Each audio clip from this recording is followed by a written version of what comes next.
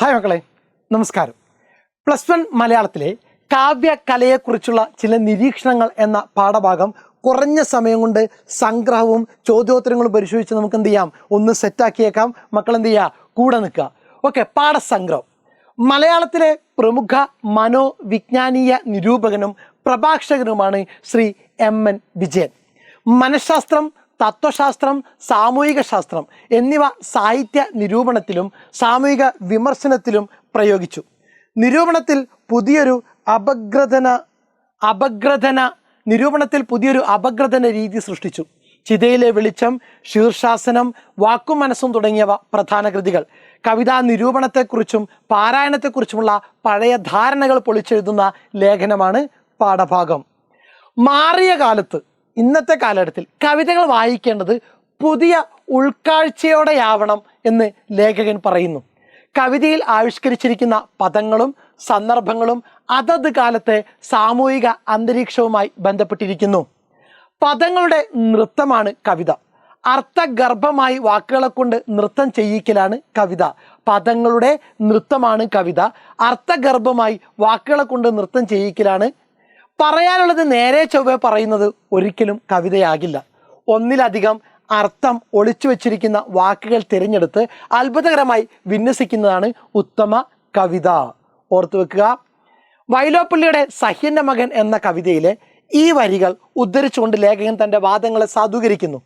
കേറ്റി എഴുന്നള്ളിച്ച ആനയുടെ മതം പൊട്ടി എന്ന ആശയം പ്രകാശിപ്പിക്കാൻ കവി സ്വീകരിച്ചിരിക്കുന്ന പദങ്ങളെ വിശകലനം ചെയ്യാം. ദേവൻ പെരുമാറുന്ന മസ്തകം ഫ്രോയിഡിൻ്റെ സൂപ്പർ ഈഗോയെ ഓർമ്മിപ്പിക്കുന്നു. കാതിൽ പിശാചുക്കൾ മന്ത്രിക്കുന്നത് ഉൽപ്പത്തി കഥയിലെ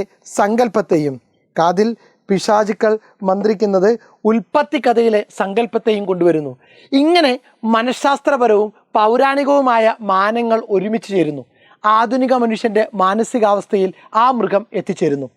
ലളിതമായ പദങ്ങൾ പ്രാസവും വൃത്തവും ഒപ്പിച്ച് നിരത്തുന്നതായിരുന്നു പഴയകാല കവിതകൾ.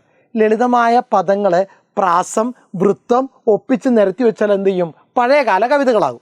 വികസിതമായ വിജ്ഞാനവും അനുഭൂതി മണ്ഡലങ്ങളും കവിതകളെ ഇന്ന് സങ്കീർണമാക്കിയിരിക്കുന്നു. കാവ്യങ്ങളുടെ ആവിഷ്കാരത്തിലും ആസ്വാദനത്തിലും ഇന്നൊരു പുതുമ കൈവന്നിട്ടുണ്ട്. എന്താണ് അതിനകത്ത് പ്രയോഗിച്ചിരിക്കുന്ന ഒരു പദം? അവ്യവസ്ഥിതത്വം എന്നാണ്. അവ്യവസ്ഥിതത്വം ഓർക്കുക. ആംബിഗ്വിറ്റി അല്ലെങ്കിൽ അവ്യവസ്ഥിതത്വം. കവിതയുടെ ഏറ്റവും നല്ല ഗുണമായിട്ടാണ് ആംബിഗ്വിറ്റി അല്ലെങ്കിൽ അവ്യവസ്ഥിതത്തെ കണക്കാക്കപ്പെടുന്നത്. അർത്ഥമുള്ളതല്ല, അതിനപ്പുറമുള്ളതാണ് കവിത.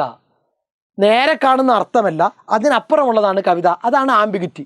വാക്കുകൾ അനേകം അർത്ഥങ്ങളെ ഉൽപ്പാദിപ്പിക്കണം. പേന, തൂലിക എന്നീ പദങ്ങൾ ഉദാഹരണമായിട്ട് എന്ത് ചെയ്യുന്നുണ്ട്, ചൂണ്ടിക്കാണിക്കുന്നു. പേന എഴുതാനുള്ള ഉപകരണം മാത്രമേ ആകുന്നുള്ളൂ. അതിൽ കവിഞ്ഞ ആശയമൊന്നും ആ പദം ഉണ്ടാക്കുന്നില്ല. എന്നാൽ തൂലിക എന്ന വാക്ക് തൂവലിനെയും എന്ത് ചെയ്യുന്നുണ്ട്, ഓർമ്മിപ്പിക്കുന്നുണ്ടെന്ന് ചുരുക്കം. ആ തൂവലിരുന്ന പക്ഷി, പറിച്ചെടുക്കുമ്പോഴുണ്ടാകുന്ന അതിൻ്റെ വേദന എന്നിങ്ങനെ ഒന്നിലധികം കാര്യങ്ങൾ ഉൽപ്പാദിപ്പിക്കുന്നു. തൂവലിലൂടെ വിരിയുന്നത് ജീവരക്തം തന്നെയാണ്. കവികൾ സ്വീകരിക്കുന്ന പദങ്ങൾ, പ്രയോഗിക്കുന്ന ബിംബങ്ങൾ എന്നിവയുടെ അർത്ഥം നിർണ്ണയിക്കുന്നത് അതത് കാലത്തെ ചരിത്ര സംഭവങ്ങളാണ്.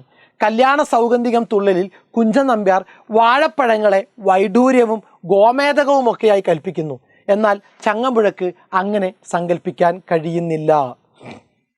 മാറിയ സാമൂഹ്യ സാഹചര്യത്തിൽ ജന്മി കുടിയാൻ ബന്ധത്തിലെ അനീതിയുടെ വേദനയാണ് വാഴക്കുല അദ്ദേഹത്തിന് നൽകിയത്.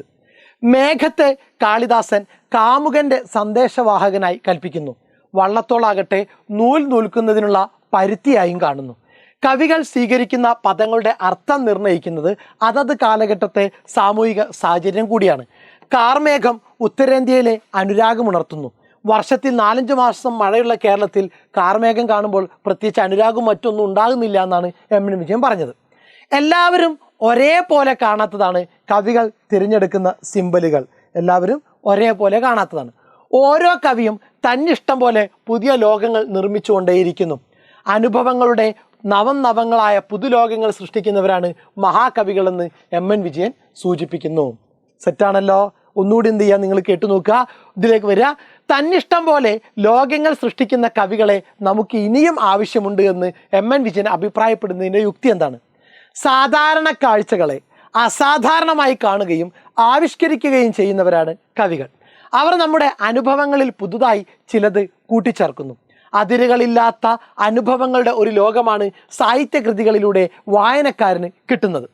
തങ്ങളുടെ പ്രതിഭ കൊണ്ട് കവികൾ പുതുലോകങ്ങൾ സൃഷ്ടിക്കുന്നു. ആനന്ദവർദ്ധനൻ ധ്വന്യാലോകത്തിൽ പറയും പോലെ അനന്തമായ കാവ്യലോകത്തിൻ്റെ സൃഷ്ടാവ് കവിയാണ്. അങ്ങനെ പുതിയ ലോകങ്ങൾ തന്നിഷ്ടം പോലെ സൃഷ്ടിച്ച് വായനക്കാരന് പുതിയ അനുഭവങ്ങളുടെ ലോകം തുറന്നു തരാൻ കഴിയുന്ന കവികൾ ഇനിയും നമുക്ക് ആവശ്യമാണെന്ന് MN വിജയൻ സമർത്ഥിക്കുന്നു. സെറ്റാണല്ലോ. Then next question. പണ്ടത്തെ കവിത പദങ്ങളുടെ ലളിത നൃത്തമായിരിക്കാം. ഇന്നത് പുതിയ വിജ്ഞാന ചക്രവാളങ്ങളുടെയും അനുഭവ മണ്ഡലങ്ങളുടെയും വികാസത്താൽ സങ്കീർണമായി തീർന്നിരിക്കുന്നു. ഈ അഭിപ്രായത്തിൻ്റെ സാധുത കണ്ടെത്തി കുറിപ്പ് തയ്യാറാക്കുക.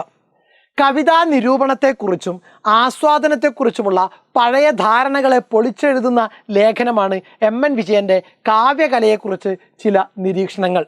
കവിതയിൽ ആവിഷ്കരിക്കുന്ന സന്ദർഭത്തിൻ്റെയും പ്രതീകത്തിൻ്റെയും അർത്ഥം അതത് കാലഘട്ടവുമായി ബന്ധപ്പെട്ട് വ്യത്യസ്തമായിരിക്കും. വാക്കുകൾക്ക് കേവലമായ അർത്ഥമല്ല കവിതയിലുള്ളത്, അർത്ഥത്തിനപ്പുറത്തെ അർത്ഥമുള്ളവയാണ് കവിതയിലെ പദങ്ങൾ. വൈലോപ്പിള്ളിയുടെ സഹ്യൻ്റെ മകൻ എന്ന കവിതയിലെ പൊൽ തിടമ്പേറി ദേവൻ മന്ത്രിപ്പൂ പിശാചുക്കൾ എന്ന വരികൾ ഉദ്ധരിച്ച് MN വിജയൻ അത് വിശദമാക്കുന്നു. കേറ്റി എഴുന്നള്ളിച്ച ആനയുടെ മതം പൊട്ടി എന്ന് പറയുന്നതിന് തിടമ്പേറ്റുന്ന മസ്തകം ഫ്രോയിഡിയൻ മനഃശാസ്ത്രത്തിലെ സൂപ്പർ ഈഗോയെയും പിശാചുക്കൾ മന്ത്രിക്കുന്നത് ബൈബിൾ ഉൽപ്പത്തി കഥയിലെ സർപ്പത്തിനെയും ഓർമ്മിപ്പിക്കുന്നു. ആന എന്ന മൃഗത്തിൽ ആധുനിക മനുഷ്യൻ്റെ മാനസികാവസ്ഥ കണ്ടെത്താൻ വ്യത്യസ്തമായ വായനയിലൂടെ വായനക്കാരന് സാധിക്കുന്നു. ഇങ്ങനെ കേവല അർത്ഥങ്ങൾക്ക് അപ്പുറത്താണ് ആധുനിക കവിതകൾ നൽകുന്ന സൂചിതാർത്ഥങ്ങൾ. സാമൂഹിക സന്ദർഭങ്ങളാണ് കാവ്യങ്ങളിലെ പദങ്ങൾക്ക് അർത്ഥം നിർണ്ണയിക്കുന്നത്. അനുദിനം വികസിക്കുന്ന വിജ്ഞാന മണ്ഡലങ്ങളും അനുഭൂതി മണ്ഡലങ്ങളും ആധുനിക ജീവിതത്തെ സങ്കീർണമാക്കുന്നു. അത് കവിതയിലും പ്രതിഫലിക്കും. ജീവിതം ലളിതമായിരുന്ന പഴയ കാലത്ത് കവിതയും ലളിതമായിരുന്നു. ഇന്ന് സരസമായ വായനക്കപ്പുറം സങ്കീർണമായ ആധുനിക ലോകത്തിൻ്റെ അനുഭവങ്ങൾ ഉൾക്കൊള്ളുന്ന ബഹുവർത്ത സാധ്യതയുള്ള ഒന്നായി കവിത മാറിക്കഴിഞ്ഞു. ഓക്കെ, സെറ്റാണല്ലോ. 2 തവണ കേട്ടു നോക്കുക, സെറ്റാക്കി വെച്ചേക്കാം. Okay, thank you.